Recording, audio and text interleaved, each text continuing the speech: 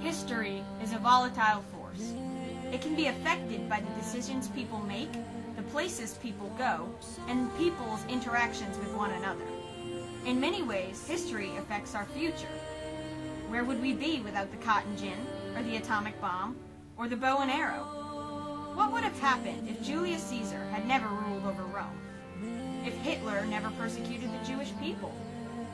Where would we be if 9/11 did not occur? Decisions and events affect everything around us, shaping history and our future. So what would have happened if Napoleon Bonaparte had actually conquered the Western world? Would the world be so different? I'm Lorraine, and this is Gabby. Hi. And today we have an interview with someone who could have been the most prominent figure in Europe.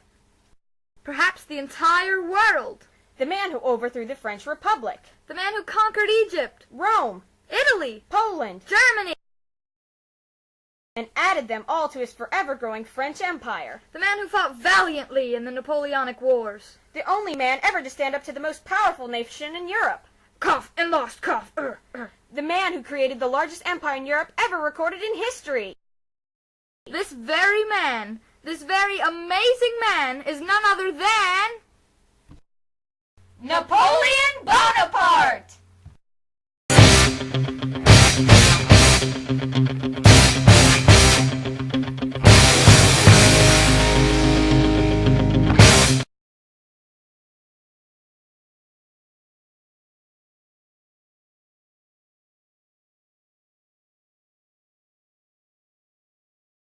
So, Napoleon, are you able to stand tall after your disastrous defeat?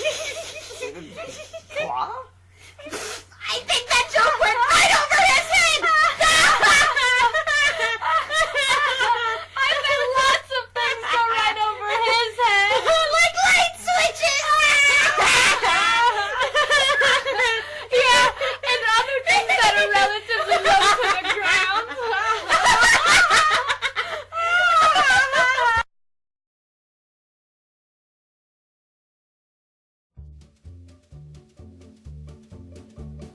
On August 5th, 1769, Napoleon Bonaparte I was born on the island of Corsica.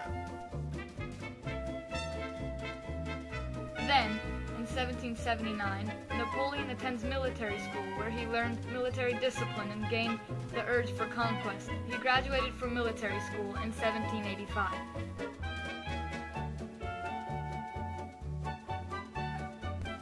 In 1795, Bonaparte was promoted to the General of the Army of the West. Napoleon met his first wife, Josephine, whom he later married in 1796.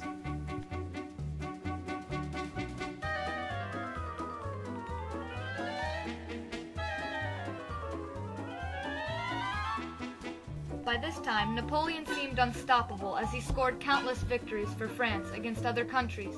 He had become a general in Italy, had defeated parts of Egypt, and had victorious battles throughout Europe.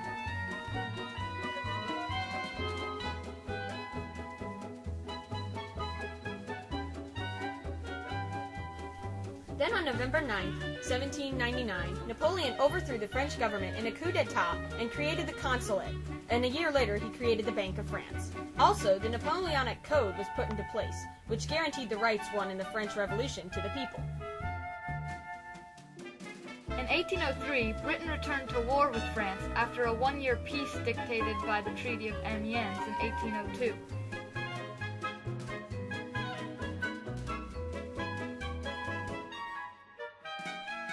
Two years later, Russia and Austria joined Britain in a coalition to overthrow France. At first, Napoleon wished to invade England, but then turned his armies against the Austro-Russian forces. He defeated said forces at the Battle of Austerlitz in 1805. So, the Battle of Austerlitz was like a super win. In fact, Napoleon wanted to use his super Austerlitz in the invasion of Russia. Napoleon created the Continental System in 1807, which imposed a blockade against Britain in the hopes of bankrupting the nation. Then he seized Portugal and put his brother Joseph on the throne of Spain. However, his brother's arrival caused a rebellion which turned into the Peninsular Wars. The Peninsular Wars cost France almost 300,000 casualties and unknown amounts of funds. Also, it led to the eventual weakening of the Napoleonic Empire. This war lasted from 1808 to 1814.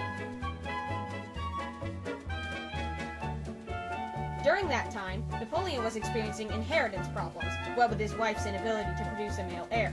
In 1809, Napoleon divorced her, and a year later he married Mary Louise, who was a Habsburg archduchess. This marriage graced him with a son and linked his dynasty with the oldest ruling house in Europe. Anyway, Napoleon referred to the Peninsular War as his Spanish ulcer because it drained his time, energy, and funds. Whilst the Peninsula continued, France went into a depression which, in Napoleon's eyes, could not be satiated without the use of British goods. France relaxed its hold on the continental system while still expecting its other allies to hold up and continue to block British goods.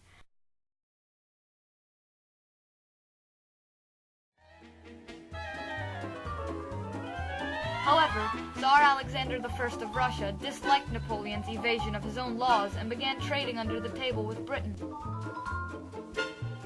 This action infuriated Napoleon, who then invaded Russia.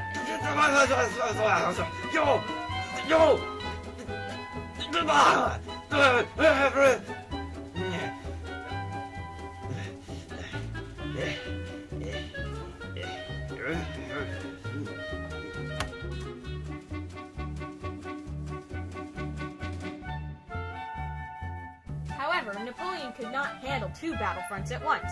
He was also fighting the Peninsular Wars. He marched on Moscow only to find it deserted and in flames. Failed! Napoleon then delayed too long before retreating, just until the cruel Russian winter. The army he had gathered, the largest to that date, all went to waste. The invasion of Russia angered the rest of Europe, causing them to rebel, which led to Napoleon's defeat at the Battle of Leipzig. Napoleon was forced to abdicate. He was held at Elba, an island off the coast of Italy. While he was away, the Congress of Vienna redrew the map of Europe, destroying his empire. After his supposed abdication, Napoleon returned to Paris, seeking power once again. He renounced all claims to the territories he gained, but this still did not satiate his people. On June 18th, the Allied powers of Prussia, Great Britain, and the Netherlands met at the Battle of Waterloo, where the Allies destroyed Napoleon. He was sent to live under constant surveillance at the island of St. Helena, where he died in 1821.